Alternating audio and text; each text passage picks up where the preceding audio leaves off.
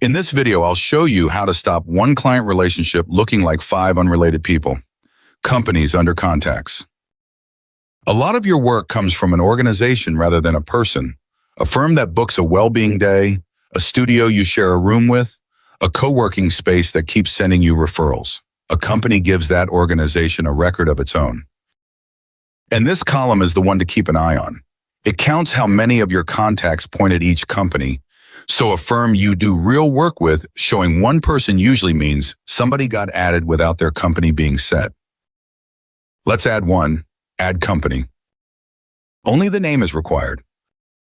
But the website and the industry are worth filling in while you're here because they're what you'll scan the list by later.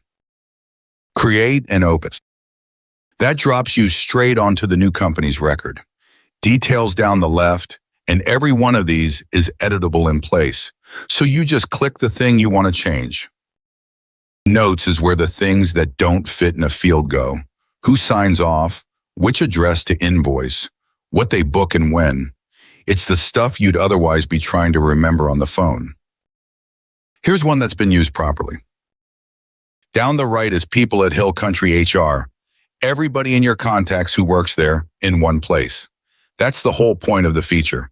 Instead of 5 separate people who happen to share an email domain, you're looking at one relationship.